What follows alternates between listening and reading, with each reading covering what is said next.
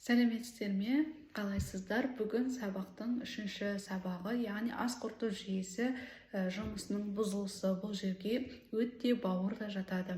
Ең бірінші өтке бауырға өтпес бұрын бірінші ауыз қуысынан бастайық. Ауыз қуысының бұзылуы себептері қандай? Яғни ең бірінші сілекейдің жеткіліксіздігі, яғни оның себебі судың аз болуы, сілекей бездерінде қабынудың болуы және темекі шегу, дұрыс емес шайнау. Сізде жеткілікті мөлшерде су ішпейтін болсаңыз, онда сілекей дұрыс бөлінбеуі мүмкін. Екінші себебі сілекейдің өте көп бөліну, шамадан тыс көп бөлінуі. Бұл жерде себебі асқазанның қабынуы, өңештің қабынуы, гастрит, дұрыс емес шайнау, одан кейін ауыз қуысының қабынуы болуы мүмкін. Бұл жерде ауыз қуысының қабынуына кальцийдің, магнийдің, темірдің, калийдің, натрийдің жоғалу, яғни дефицит болуынан болуы мүмкін. Үшінші, бұл жерде сілекейдің қышқыл болуы. Сілекейдің қышқыл болуы дегеніміз, сілекей қышқыл болса, ферменттер активацияға түспейді. Оның себебі көмірсудың артық болуы, яғни сіз көмірсу артық, шамадан тыс артық қолданатын болсаңыз, онда сіздің сілекейіңіз қышқылданады дағынан, ферменттер дұрыс бөлінбей, ас дұрыс қорытылмайтын болады. Сосын екіншісі емделмеген тіс. Сіздің тісіңізде емделмеген болса, онда сілекейіңіздің құрамы өзгереді. Одан кейінгі себебі шайнаудың дұрыс еместігі. Біз дұрыс шайнамаймыз негізі. 70-80% адам дұрыс шайнамайды. Бір-екі шайнап жұта салу мүмкін. Даже шайнаудың өзінің де бір техникасы бар да. Асты дұрыс шайнау керек, сонда ас дұрыс қорытылады. Бағана сабақта айтқандай, егер дұрыс шайналса, өңешке дұрыс өтеді, асқазанға дайын, қорытуға дайын күйде барады. Одан кейін тыныс алу жүйесінің бұзылысы. Біз дұрыс тыныс алмасақ, онда ауыз қуысымызға да күш түседі екен. Ісіну болуы мүмкін, не болмаса миндалиналар ісінуі мүмкін. Бұл жерде егер де сізде тыныс алу дұрыс болмаса, бұзылса, тыныс алу жүйесі, мұрныңыз бітіп тұрса, онда дәм сезу де жоғалады. Байқасаңыздар, тұмау кезінде мұрныңыз біте бастағанда, сіз дәм сезбейсіз, яғни иіс сезу мен дәм сезу бірге қатар жүреді. Демек, дәм сезу дұрыс болмаса, ас қорыту дұрыс емес деген сөз. Сіз өзіңізді 5 минутта бағалап шығыңыз, тістеріңізге қараңыз. Егер де сіздің тістеріңізде эмальдарыңыз әлсіз болса, демек сіздің сілекейіңіздің қышқылдығы дұрыс емес деген сөз. Бұл жерде шамадан тыс артық сілекей бөлінеді деген сөз сізде. Екінші, аденоидты бет типі болса, демек аденоидты бет типі деген мұрын жалпақ болады. Бұдан кейін үнемі ауыз ашық жүреді бар ғой, адамдар бар, қарап тұрсаңыз, мұрны бетіп, басқаша мұны бітіп тұрған адам сияқты болып тұрады да, аузы үнемі ашық жүреді, әсіресе үстіңгі еріндері былай алға шығып кететін болады. Бұл жерде де ауыз қуысы бұзылған деген сөз. Демек, ас қорыту дұрыс емес, ауыз қуысы дұрыс емес, ауыз қуысының шайнау дұрыс емес болғаннан осындай болады екен. Одан кейінгісі өңеш бұзылу себебі жұтыну, спазма болады, жұтынған кезде мына жерде бірнеке тұрған сияқты болуы мүмкін. Одан кейін асқазаннан, яғни тамақты сыртқа кекіру, ішкен тамағыңыз аузыңызға келе беруінің барлығы бұл өңештің дұрыс жұмыс жасамауынан болады. Ол жерде герб деген ауру болады, яғни қызжыл, түнде жөтеле беру болуы мүмкін. Одан кейін аузыңызға қышқыл өттің дәмі келуі мүмкін. Бұл өттің бұзылысынан емес, бұл өңештің бұзылысынан болады. Одан кейін нерв жүйеңіз бұзылады, бұл жерде өңеш бұзылғаннан кейін. Одан кейін қалқанша безіңіз үлкейе бастайды. Оның өңештің бұлшық ет тонусы төмендейді, босаңсу бос болып қалады дағыны. Одан кейін кальций, магний жетіспеуі болады. Келесі себебі шырыштың бұзылуы, яғни өңеште шырыш болмаса ауызда құрғақтық пайда бола бастайды. Адам шөлдей беретін болады, ауыз құрғай беретін болады, су жеткіліксіз болады, ағу жеткіліксіздік болады, басқа қабынулар болуы мүмкін, немесе өңеште шырыш болмағаннан кейін не болады, травма пайда болады. Себебі шырыш болмаған жерде ас жөндеп өтпейді, қырып өтеді. Андай шырышты болмаған жер, өздеріңіз білесіздер, құрғақ болады да, ол жерден дұрыс өтпейді, құрғақ жерден. Өзіңізді 5 минутта бағалаңыз. Егер сіздің өңешіңіз бұзылатын болса, сізде осындай жағдайлар болуы мүмкін. Тісте үнемі кариес болу. Бұл жерде себебі өңеш дұрыс болмағандықтан асқазан қышқылдығы осы ауыз қуысына келе бергеннен тісте кариес пайда болады. Екінші, үнемі фарингит, ларингиттің болуы, яғни тамақ қызарып көтеріле беруі. Бұл жерде де асқазан сол қышқылдығының, асқазан сөлінің осы тамаққа келе беруінен үнемі ларингит, фарингит пайда бола бастайды. Бұл демек өңештің дұрыс жұмыс жасамауынан. Сосын тұмау болмаса да, суық тимесе де, сізде үнемі түнде жөтел бола беру. Бұл герб деген ауру бар ғой, соның симптомы болуы мүмкін. Жөтеле бергеннен адамдар өкпесін емдей беру мүмкін, өкпесіне қарай беру мүмкін, таппайды. Өмірде менде осындай жағдай болды. Мен әжем қыстың күні ауырды, жөтелді, үнемі жөтеле берді, тамағымда бір нәрсе тұр дейді. Одан кейін ішкен тамағын құсып тастай беретін, кекіргім кеп тұр дейтін, арқасын уқалап кекіртетін. Біз қатты ауырды. Біз больницаға апарамыз. Өкпесі таза, жүрегі таза, өт, бауыр барлығы дұрыс, анализдердің барлығы дұрыс шығады, бірақ таппаймыз. Кәдімгідей тамақ іше алмай ауырды. Бірден төмендеп кетті. Себебін таппаймыз, жөтеледі. Мына жерінде бір нәрсе тұр дейді. Щитовидкасын тексердік, ол жерде кішкене өзгеріс бар, бірақ возрастной өзгеріс деді. Гормондарының барлығы дұрыс болды. Үшін диагнозын таппадық. Мен ол кезде онша зерттемедім да былай. Потом одан кішкене оған апама әжем ғой дексаметазон бере берді. Дексаметазон Шымкентке апарғанда да енді мынандай 40 дәрі жазып берді. Оның барлығын алды, 100 мыңнан аса ақша кетті. Оған мен айттым, оны уколды салдырмаңыздар, қажеті жоқ. Бұл жерде өте емес дедім. Өкпе емес дедім да, ал оны салдырмаңдар дедім, бірақ ешкім тыңдамады. Осыған байланысты шығар, дексаметазон, значит, өкпесі шығар деді. Ол уколдың барлығын апама салғызды. Өзі 80-нен асқан кісі, ондай уколдың барлығын көтеру мүмкін емес еді. Даже өзіміз салсақ та соншалықты уколды көтере алмаймыз біз. Одан кеткен жоқ жөтелі. Бәрібір сол ішкен тамағын кері қайтара берді, кекіре берді. Мен сол кез айттым, мүмкін өңеш шығар, өңешін түсіріп көрейік деді. Өңешті бізде Қазақстанда сыртынан түсіре алмайды, тек қана зонд арқылы түсіреді. Оған апамды жарамайды деді. Сөйтіп өңеші түсірілмей қалды. Содан апам төмендей бастады. Шөлдей берем деді, су тамағым құрғап кете береді, тамағым көтеріліп кете береді деді. Өз көрдіңіздер ме? Байқасаңыздар, осы симптомның барлығы өңештен, демек өңеш ауырған.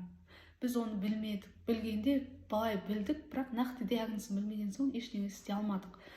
Өңеш шөлдей берді, түнде жөтеледі, түнмен су ішеді, солай бола берді, и резко осы тамыз айында төмендеп кетті. Түк іше алмай қалды. Мен одан кейін осы қайтыс болардың алдында барғанымда тамағын көргенде тамағы ісініп тұрды кәдімгідей. Сол кезде білдік. Басында негізі өңеш екен ғой деп ойладық та. Басында өңеш екен ғой дедік. Біз просто кеш білдік. Сол себеп сіздердің осы курсқа келіп отырғандарыңыз мен қуантады. Осындай кішкентай симптомдарды сіздер біліп отырсаңыздар, ең болмаса бір туысқаныңыз, бір жақыныңызды өзіңіздің қорғайып қаласыздар. Сол себепті Бұндағы сабақтардың барлығы сіздерге базалық білім болады. Мүмкін мен аз айтармын, мүмкін көп айтармын. Бұл жерде сіздердің қабылдауларыңызға байланысты. Аз айтсам да мүмкін сіздердің біреуіңізге қажетті бір осындай симптом болуы мүмкін да. Мен ол кезде енді мұндай сабақ оқыған жоқпын. Кейіннен ресейлік курстарды алып уже біле бастағаннан кейін мен уже бірақ кеш болды да барлығы. Сондықтан сіздер де кешігіп қалмау үшін осындай сабақты соңына дейін, аяғына дейін тыңдасаңыздар екен деймін. Келесі біздегі өңештің жұмысына нелер мешать етеді, яғни нелер кедергі келтіреді. Дұрыс емес шайнау.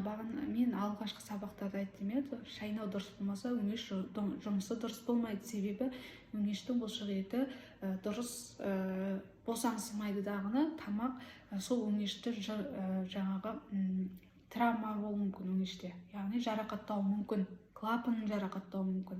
Одан кейін жаңағы асығыс үсігіс жеп жұта салу, бұл өңештің жаңағы жиырылады ғой, сол жиырылуын бұзады. Одан кейін негізгі орташа секунд 9-10 секунд болу керек тамақтардың арасындағы. Яғни 9-10 секунд шайнасаңыз, хотя бы біз 9-10 секунд шайнамаймыз, байқайсыздар ма? 1-2-3 секунд қана шайнап жұта береміз. Өздеріңіз санап көріңіз. 10 секунд шайнаңыз, хотя бы 10 секунд шайнап көріңіз.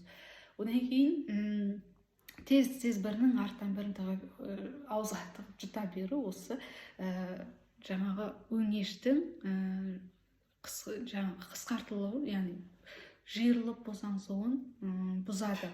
Одан кейін кальцийдің жетіспеушілігі. Кальцийдің жетіспеушілігі өңештің қабырғаларын және оның жаңағы жұтылған нәрсені итеретін жұмыс несі бар ғой, қызметін төмендетеді егер сізде кальций жетіспесе. Одан кейін мына жердегі бір нәрсе тұрған сияқты, комка тұрған сияқты, жұтынумен қиындық болса, бұл сізде анемияның да белгісі болады. Яғни немесе сізде жаңағы қалқанша безіңіз дұрыс емес деген сөз. Не болмаса стресс. Осы жағдайларды көресіз. Бұл жерде өңеште комка в горле дейді ғой, сондай болып тұрса. Одан кейін ыстық су өңешті күйдіріп жібереді шырышын. Себебі біздің өңеште ыстық суға реакция бермейді, оны сезбейді, оны сезетін біздің өңеште сезім жоқ. Сол себепті сіз ыстықтай байқамай ішіп қойсаңыз, оның сіз шырышын күйдіріп жіберуіңіз мүмкін да, одан кейін ол ештеңе сезбейді. Жұтынсаңыз да дұрыс жұтына алмай қалуыңыз мүмкін, жөндеп өтпеуі мүмкін. Сол себепті тамақты 60 градустан жоғарыда ішуге болмайды. Ең жоғарғысы 60 градус. Яғни ауыз күймейтінде ыстық болу керек. Одан кейінгі қыжыл, изжога. Бұл жерде себебі өңештің клапандарының бұзылысы, асқазан жұмысының бұзылысы болуы мүмкін, немесе біздегі өт қабының моторикасының бұзылуы болады. Яғни өт қабының моторикасы бұзылса, өттегі өт сұйықтығын дұрыс жібермейді дағыны. Ол сразу клапан бұзылғаннан кейін сразу өңешке келеді. Өт сұйықтығы, өт қышқылы бізде өте қышқыл, паразиттерді өлтіріп жіберетін қышқыл, кәдімгі жай дәріден гөрі ең күшті осы антипаразитарный нәрсе бұл. Ол өңешке келсе, өңештің шырышын күйдіріп жіберуі мүмкін. Келесі асқазан. Асқазан қышқылдығы төмен немесе жоғары болып кетуі мүмкін. Егер асқазан қышқылдығы төмен болса, сізде тамақтан кейін ауырсыну болады. Себебі қышқылдық төмен болған кезде асқазанда ас өте ұзақ уақыт тұрады, қорытылмай, баяу қорытыла бастайды. Одан кейін тамақтан кейін кекіре беру, ауамен кекіре беру. Бұл да асқазан қышқылдығының төмендігінің белгісі. Одан кейін терінің құрғақтығы, шаштың көп түсуі, тырнақтың сынғыштығы, қан тамырларының әлсіздігі, яғни бір жеріңіз ұрып алсаңыз көгеріп қалу, бұл да асқазан қышқылдығының төмендігінің белгісі. Яғни бұл жерде асқазан қышқылды төмен болғаннан кейін ақуыз қорытылмайды. Ақуыз қорытылмаған, ақуыз төмен дегені осылардың белгісі. Одан кейін хронический дефицит болады. Витамин В12-нің және темірдің хронический дефициті болады. Бұл яғни асқазан қышқылды төмен болса, витамин В12 мен железі сіңбейді. Кегір изжога, яғни қыжыл. Бұл жерде асқазан қышқылдығының жоғарылауында да қыжыл болуы мүмкін, сізде төмендеуінде де қыжыл болуы мүмкін. Асқазан қышқылдың жоғарылауы кезінде жаңағы сізде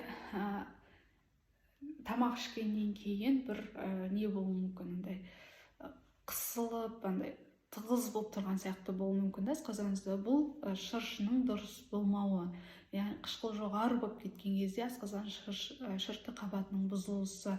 Одан кейін аллергияға, крапивница сияқты аллергия, үсті басыңыз қаптап қышып кетуі мүмкін.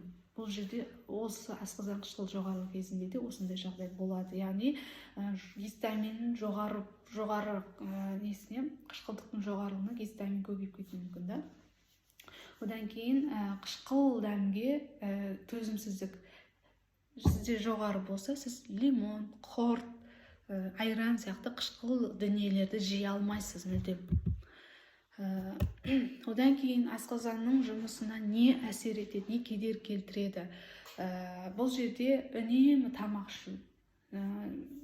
Тамақ ішудің арасы ең кемі 4 сағат болу керек. Сіз жиі тамақ жей беретін болсаңыз, бұл асқазанның жұмысына кері әсер етеді. Одан кейін натрий мен ақуыздың дефициті. Сіз ақуызды тамақты аз жейтін болсаңыз, сізде асқазаныңызда проблема болуы әбден мүмкін. Себебі олар ақуыз бізде асқазанның сөлімен ас қорыту ферменттеріне өте қажетті элементтің бірі. Стресс бұл жерде ең бірінші асқазанның жауы осы стресс. Сізде стресс болса, міндетті түрде гастрит бар. Егер сізде гастрит болса, сіз стресспен жұмыс жасасаңыз, гастритіңізді емдеп алуыңыз әбден мүмкін. Яғни хронический стресс кезде асқазан қышқылдығы тым жоғары болады, дағыны асқазанның шырыштық бөліктерін зақымдай бастайды. Одан кейін қалқанша безі жұмысының бұзылуы. Қалқанша безінің жұмысы бұзылған кезде асқазаныңызда қышқылдық төмендей бастайды. Келесі жаңағы өңештің клапаны, асқазанның клапандарының жұмысының бұзылуы. Бұл жерде оның себебі артық салмақ болуы мүмкін, сибір болуы мүмкін, ақуыз жетіспеушілігі және микроэлементтердің жетіспеушілігі мүмкін. Асқазанның клапаны дұрыс жұмыс жасамаса, өт қышқылын асқазанға жібереді клапан.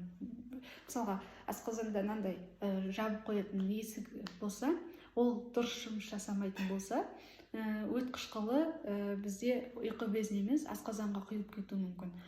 Сол кезде бізде жаңағы өт қышқылы өте қышқыл дедім ғой, бұл асқазанды одан сайын зақымдайды.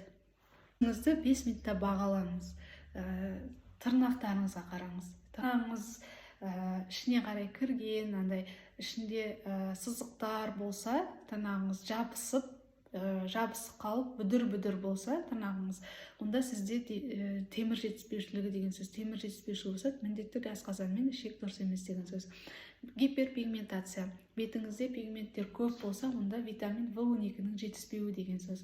Одан кейін жаңа крапивница, аллергия көп болса, онда сізде гистамин жоғары, демек асқазан қышқылдығыңыз жоғары деген сөз. Өт қабы гиперкинетикалық, гипокинетикалық болып екіге бөлінеді. Гиперкинетикалық дегеніміз өте жылдам, өте тез тамады деген сөз.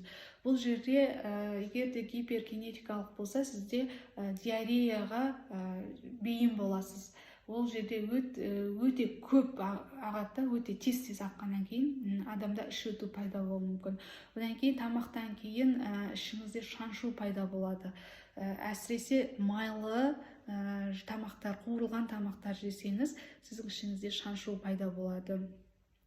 Одан кейін стресс сияқты ауру, қалай десем, стресс өтті шығару кезінде, өт қабының жұмысы кезінде оған қатты стресс пайда болады. Егер сізде ауру пайда болады, өтіңіз оң жағыңыз ауыру мүмкін.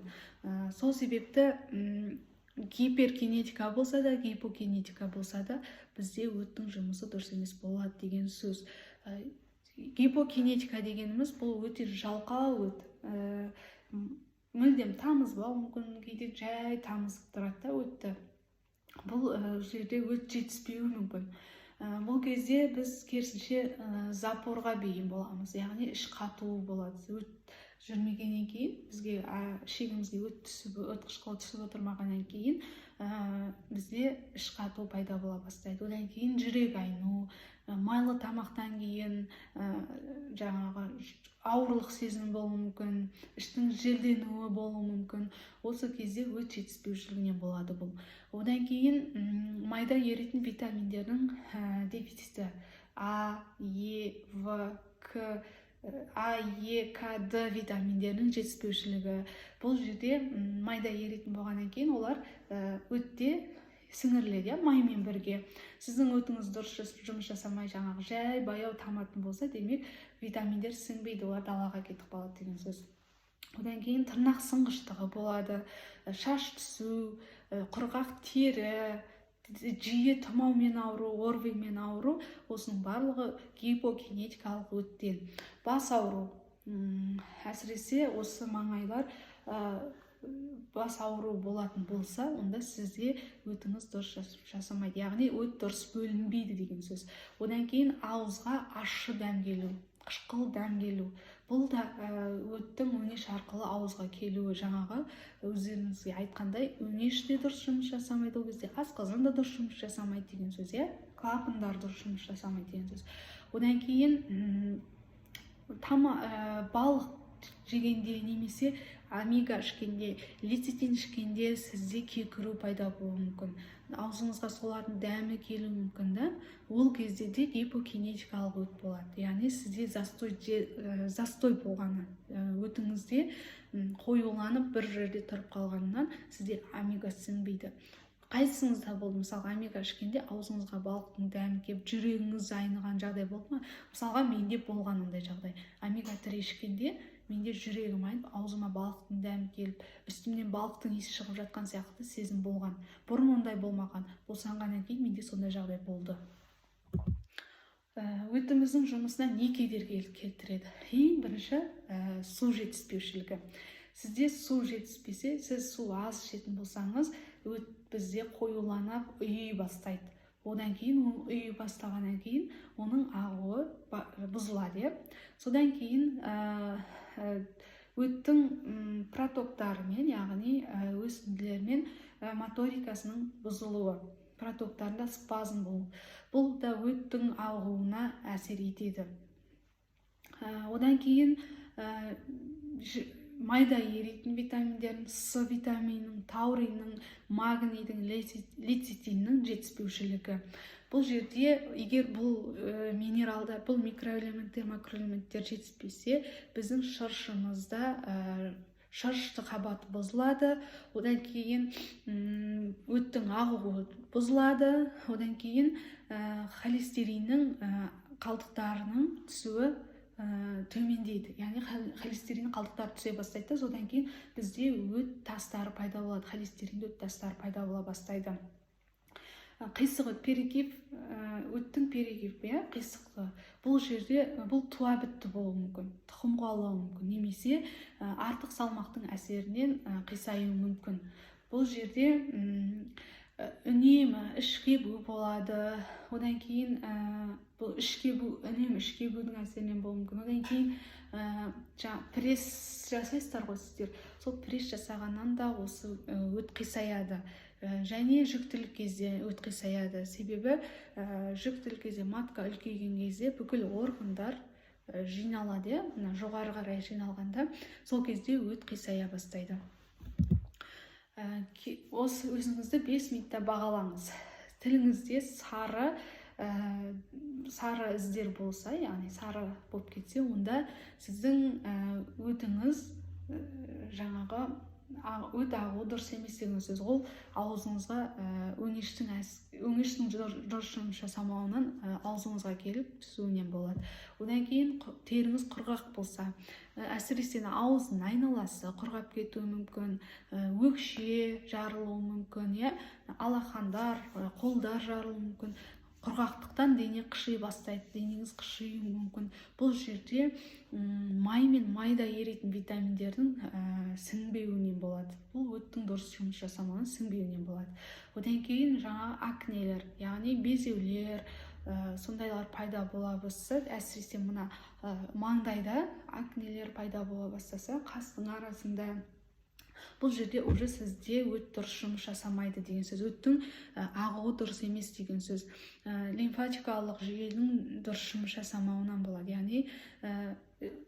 Яғни лимфатикалық жүйе арқылы шығарылады өт дұрыс жұмыс жасамағасын, іштегі токсиндер қаяққа шығарын білмей, осылай бетке, теріге шығып акнелер көбеюі мүмкін. Кейбіреулердің арқа жағында арқа маңдай тұста акнелер пайда болады. Осының барлығы өттің дұрыс жұмыс жасамауынан. Келесі ұйқы безі. Ұйқы безі дұрыс жұмыс жасамаса, ол міндетті түрде ферменттердің дұрыс емес бөліну болады. Майда еритін витаминдердің жеткіліксіздігінен. Яғни бұл кезде уже тері түлей бастайды. Тері түлеп, аппақ болып, әсіресе маңдай жағын, аузың, иек жақтарда түлей бастайды тері. Сосын теріңізде әжімдер пайда бола бастайды.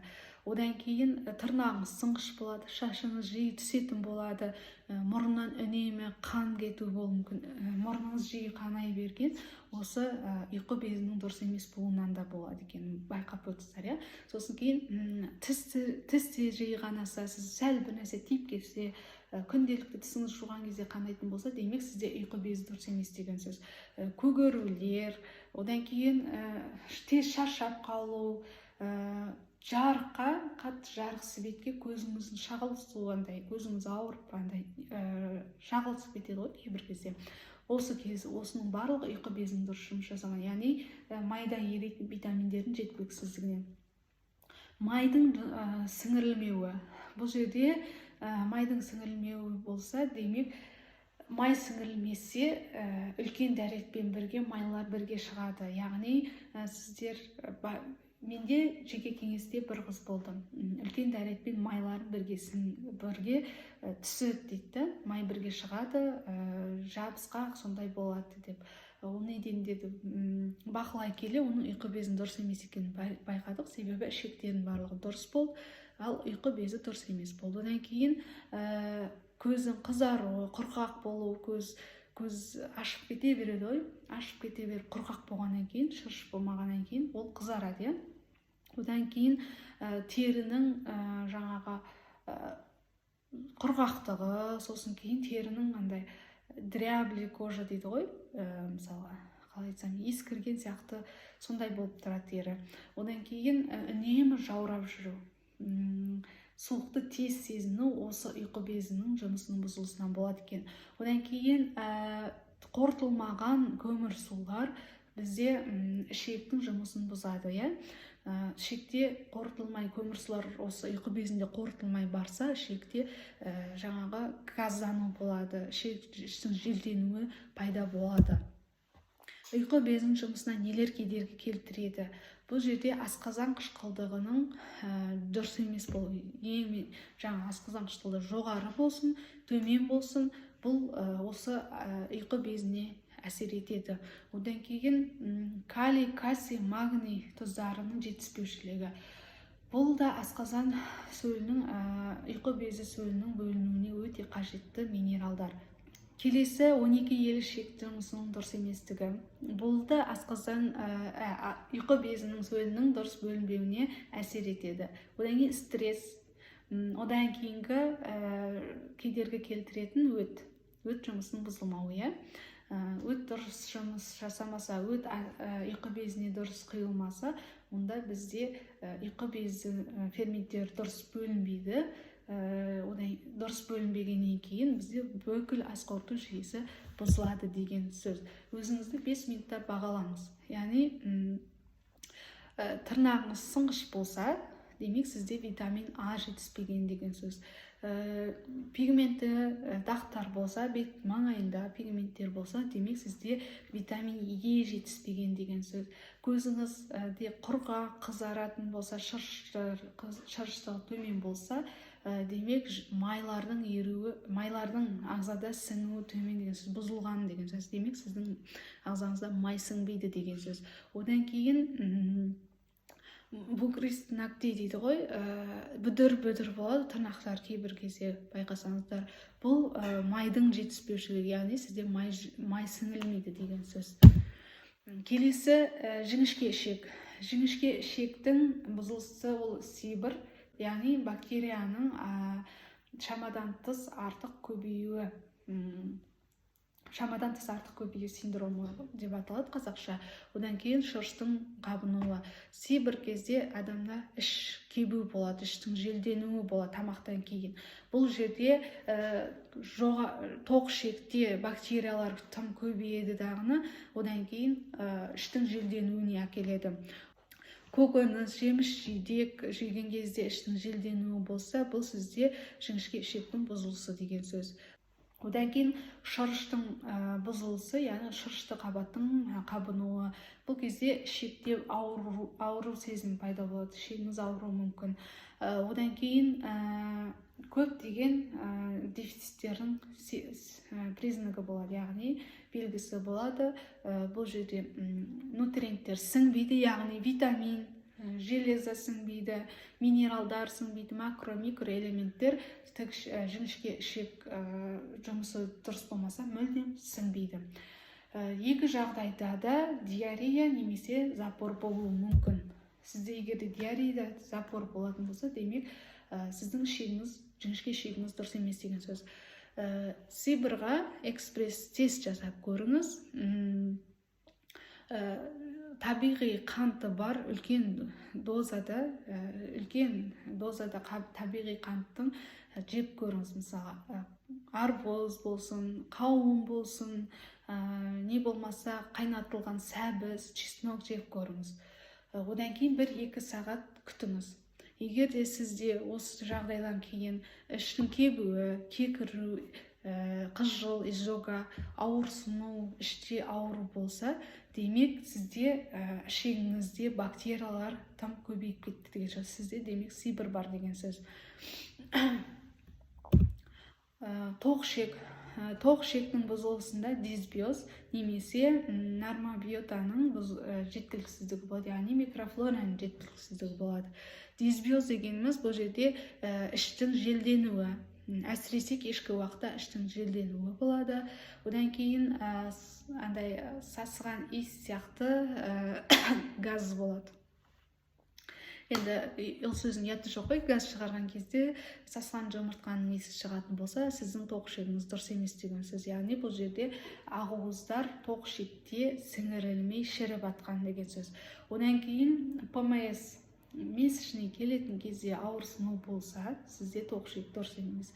Бауырда бөлінетін гормондар осы тоқ ішек арқылы сыртқа шығарылатын болғандықтан, тоқ ішек дұрыс болмағандықтан гормондар сыртқа шығарылмайды. Яғни эстроген гормоны жоғарылап кетеді, егер сыртқа шығарылмаса. Эстроген гормоны қалдығы сыртқа шығарылып отыру керек, негізі білетін болсаңыздар.